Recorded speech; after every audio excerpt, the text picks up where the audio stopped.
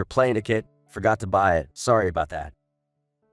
When I told my boss that I was the only one without a plane ticket for the company trip, that's what he said. Everyone around us burst into laughter. In the end, everyone else arrived at the luxury hotel without me. But then, the manager told them something. He's not here, so it's not available. Yes, this is where my counterattack on my boss begins. My name is Tom Smith. 40 years old. I'm a company employee. I joined this company right after high school and have been harassed daily by my boss, a college graduate. His name is Tyler White. Good for you getting into this company with just a high school diploma, right? Mr. White places a lot of importance on educational background, and he doesn't accept people who only finished high school. So, he takes that attitude towards me mercilessly. Of course, there's a reason I keep working at this company without quitting. I'm sorry, I keep causing you trouble because of me. That's not true. Grandma raised me all this time, didn't she? So, I consider it paying her back. Yes, my only living relative is my grandmother. She injured her back and can't move around freely anymore, so I take care of her with the help of a date I made. Having no parents and being raised by her, I can't conceive of quitting my job. I just want her to always be happy. With that sole purpose, I continue to work. It seems she enjoys her time with the date I made, and I want to protect that life for her. That's why I went straight to work after high school without attending college. Grandma regrets not being able to send me to college. But having struggled, I think she just wants me to enjoy life without worrying about it. Does anyone know a good hotel for the company trip coming up in 5 months? The director asked everyone during one morning's meeting. It seems we're looking for a hotel to stay in for the company trip that is scheduled in 5 months. Though the destination is decided. The director, not familiar with the local accommodations, was apparently begged by the president to conduct a survey among the employees. I remembered staying at a hotel in that tourist area before and boldly raised my hand. Yes, I've used a hotel in that area before on a trip. How about that hotel? I introduced the hotel I had stayed at with my grandmother to the director. After I shared the location and hotel name, he gladly accepted it and said he would look it up and report to the president. Anyone else? If not, I'll report Tom's suggestion to the president. All in favor? All the employees responded with yes, and the meeting was adjourned. I hoped my recommended hotel would be chosen as I was about to return to my work. That's when it happened. The hotel you mentioned earlier. Isn't that a luxury hotel? How could a high school educated poor employee like you have stayed there? You must be lying. Don't put on airs. Suddenly appearing in front of me was Mr. White. It seems he knew about the hotel I had suggested to the director earlier. I'm not putting on airs. It's a place my grandmother took me to when I was little. The view from the room is nice, and it's spacious. I really wanted everyone to stay there. I still find Mr. White's condescending behavior unpleasant, but that's how I explained it. However, Mr. White laughed even more upon hearing this. Your grandma took you there? Don't make me laugh. If she were really wealthy enough for a luxury hotel, she would have sent her grandson to college, wouldn't she? He mocks me as if it's natural, without knowing anything about my family situation. Just because he graduated from college doesn't mean he's superior. But Mr. White is my boss, so I can talk back. After being ridiculed, I went back to work, but I wasn't feeling great. I'm home. When I returned home feeling down, my grandmother, as always, greeted me, but she looked worried seeing me so out of spirits. It wasn't just what Mr. White had said. I also felt heavy about having to tell Grandma about the company trip. Participating in the trip means leaving this house empty. A date I made looks after Grandma, but I have been taking care of her at night, so we would need to find someone else. Actually, it's been decided I'll be going on a company trip. Oh, that's great. You've been working hard, so it's good to go out sometimes. I was taken aback by how casually Grandma said it, but sensing my hesitation, she continued, Don't worry about me. I'll be fine. Just because we didn't have other relatives doesn't mean we're alone. My neighbor is here. So, don't worry about me and enjoy your trip. Her neighbor is a lady a bit younger than Grandma, and they are close friends. It seems Grandma will ask if I can stay over at her place. Thank you, Grandma. Cheered up completely by my grandmother, I continued to talk to her about the company trip. Later on, it was decided that the company trip would be at the luxury hotel I had recommended. It's scheduled for 2 nights and 3 days.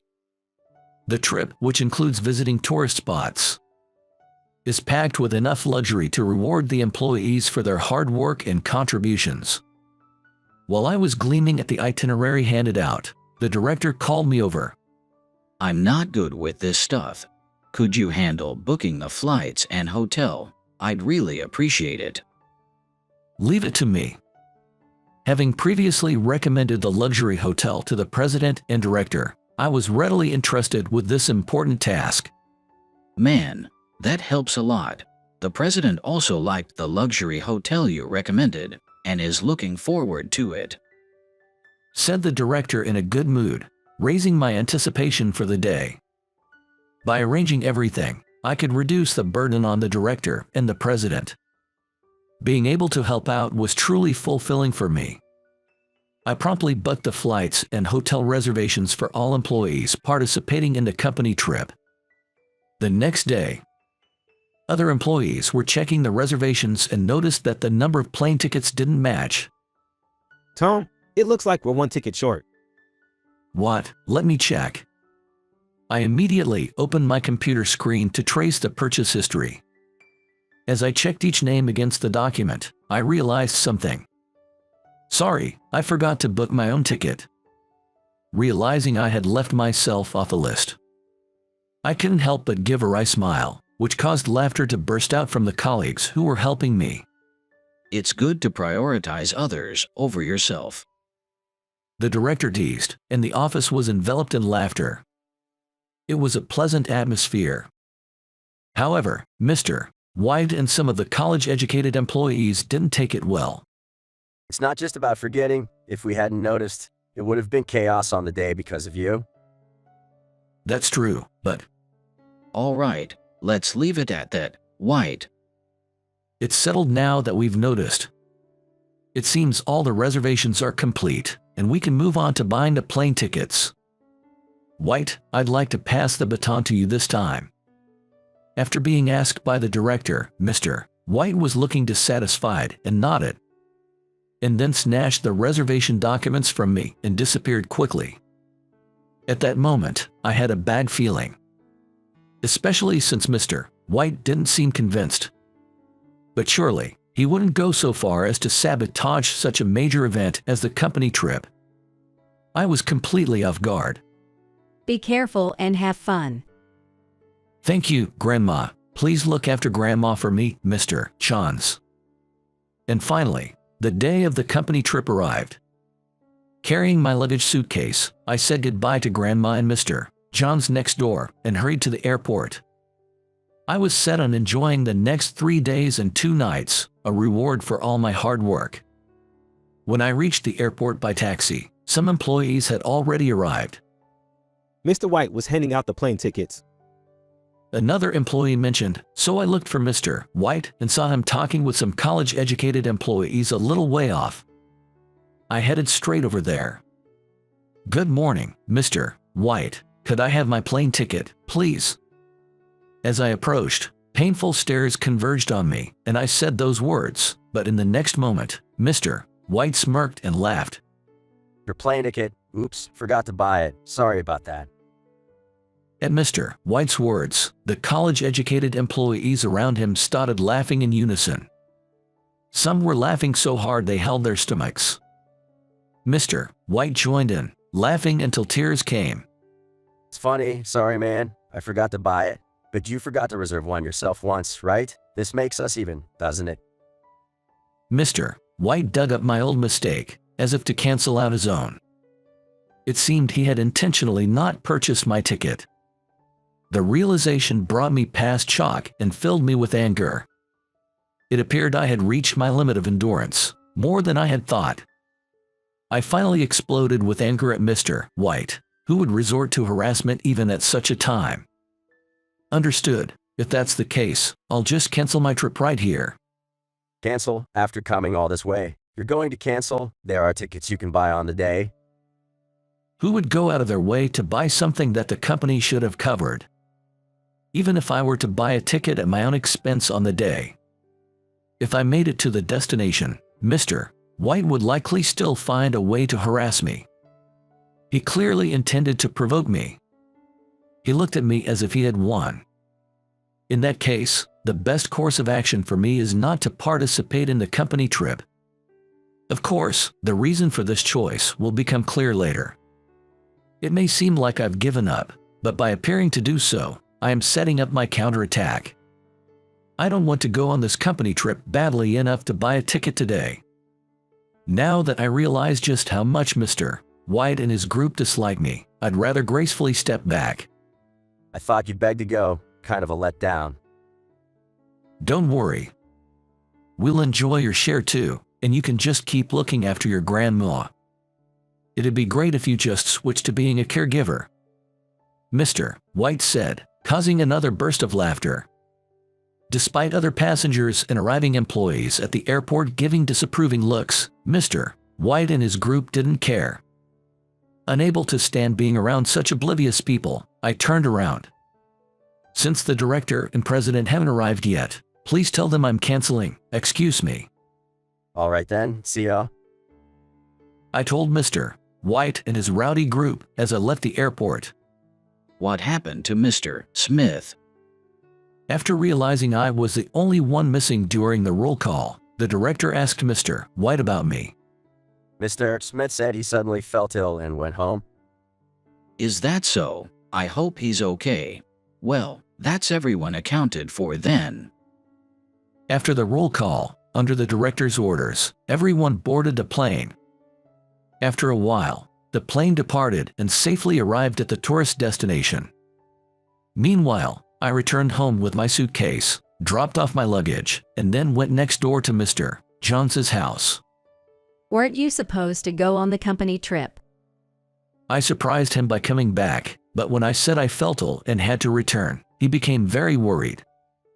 Mr. Jones and my grandmother, concerned, insisted I lie down right away, which gave me some comfort. It's good to have people who worry about me like this normally. But I couldn't bring myself to say that I actually wasn't ill. But I'd returned because I couldn't stand Mr. White's harassment earlier. I didn't want to worry them more than necessary. Glancing at Mr. Jones's clock, I realized Mr. White and the others would be arriving at the tourist spot about now. Thinking they would be moving to the luxury hotel I recommended by evening, I couldn't help but smile. I quietly laughed under the blanket I borrowed from Mr. Jones, grateful that neither he nor my grandmother noticed. And in no time, it was evening, and the group arrived at the luxury hotel. Gazing up at the imposing luxury hotel, the employees who had been enjoying a tourist spot felt their excitement grow. By the way, It was Mr. Smith who booked this luxury hotel, wasn't it? If I mentioned the group reservation, they should understand. Mr. White said to the director, and they both, unaware of the situation, approached the reception together. When the receptionist was given the company name to check the reservation, she asked, Which one of you has the membership card? membership card. The director and Mr. White, puzzled, tilted their heads. This hotel accommodates guests with a membership card who have reservations. If it's a group, the person who made the reservation should have listed themselves as the representative, explained the receptionist. The reservation should be under Mr. Smith, an employee of ours. He thought that he handled it. They suggested, starting to show signs of panic at the thought they might not be able to stay without a membership card. It's listed here. But where is Mr. Smith himself, regardless? We cannot accommodate you without presenting the membership card, the receptionist stated. Mr. Smith suddenly fell and couldn't come. So, obviously, we don't have his membership card. Mr. White said, beginning to show his frustration, his voice carrying irritation that spread around. Responding to that voice, the employees anxiously stared at the director and Mr. White. What can we do now? Give me the person in charge here. I'll talk to them, Mr. White demanded. Hearing this, the receptionist switched with the manager. I am the manager here. I've checked again, but if the person who made the reservation is not present, it's impossible to use the reservation.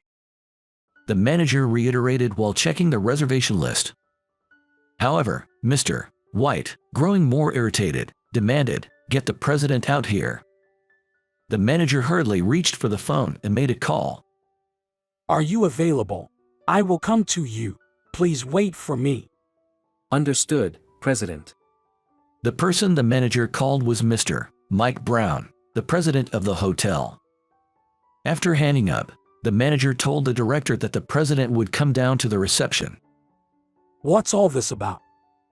Our company's president, Mr. Williams, having heard the commotion, came over and the director and Mr. White explained everything they had been told by the manager. As they were doing so, President Brown, accompanied by his secretary, stepped off the elevator. Nice to meet you. I am Mike Brown, the president of this hotel. Thank you very much for your courtesy. As both presidents appeared, everyone swallowed their saliva. Unperturbed, the two presidents exchanged business cards and looked at them for a while before putting them away. Actually, I've been informed by my staff that we can't stay here without a membership card. Yes, the customer who should have the membership card unfortunately fell ill and couldn't make it to our hotel. President Brown maintained a smile throughout this exchange, while President Williams looked anxious. Seeing Mr. White's suspicion, President Brown delivered a shocking statement. I just received a call from Mr. Smith, the guest in question. He informed me that he didn't fall ill, but couldn't come because he was unable to get a plane ticket due to a malicious act by one of his co-workers. A malicious co-worker. At the director's words, everyone's gaze instantly turned towards Mr. White. Since he was the only one blatantly hostile towards me, Mr. White started to panic under the unified gaze. It wasn't me. Don't lie, I heard it at the airport. Mr. White, you told Mr. Smith that you forgot to buy his ticket. Is that true, Mr. White? President Williams confronted Mr. White, who seemed to be under suspicion. Mr. White frantically looked around for help, but with witnesses present, no one came to his defense. Even the college-educated employees pretended not to know him. Mr. White, looking frustrated, finally spoke the truth. It was supposed to be a light joke. He only has a high school diploma, and kept drawing attention to himself despite being inferior to someone like me who graduated from college. I couldn't stand that he was going on the trip. So, Mr. White confessed that he intentionally didn't buy my plane ticket. President Williams reprimanded him for this. What have you done? You've ruined a perfectly good trip. Now we might have to spend the night outdoors. Please don't worry, President Williams. Although it is an exception, we can accommodate you without a membership card today. I have a long-standing relationship with Mr. Smith, and I cannot let his group sleep outside. Thank goodness. Thanks to President Brown's consideration, everyone was relieved. It became clear that President Brown knew me. And understanding the situation finally calmed Mr. White down. He was quiet for the rest of the day. Thank you for your cooperation. No worries at all. Please also give my regards to Ms. Mary. After getting everyone through to the hotel, I received a call from President Brown, and upon hearing what had happened at the hotel, I expressed my gratitude. President Brown has been a friend of my grandmother, and we've had a close relationship for many years. Since my grandmother hurt her back, we haven't been able to visit or use the hotel much. However, He was very pleased when I mentioned a company trip introduced him, and he had been looking forward to seeing me. But I felt truly sorry that it turned out this way. I promised to visit him again with my grandmother sometime, and then I ended the call with President Brown. Afterward, everyone returned safely from the company trip. But it seems Mr. White was severely reprimanded by President Williams and the director. The deliberate non-purchase of other employees' plane tickets and his harassment towards me and other high school graduates came to light, and a department transfer for Mr. White was decided. After his transfer, I heard that his new department head is very strict, and he is being disciplined daily, which makes me hope he has learned his lesson and will stop his prejudiced and harassing behavior. Long time no see. How have you been, both of you? Thanks to my grandson, I've been able to stay healthy.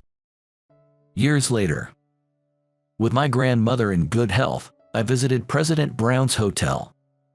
I couldn't make it to the company trip a few years ago, but this time, I'm truly glad I could come on this trip with my grandmother. The reunion was a joyful occasion, and President Brown was delighted. Surrounded by a welcoming atmosphere, my grandmother also smiled. Reflecting on how this smile couldn't have been possible by my efforts alone, I am deeply moved. It makes me profoundly realize that it was all possible because of our connection.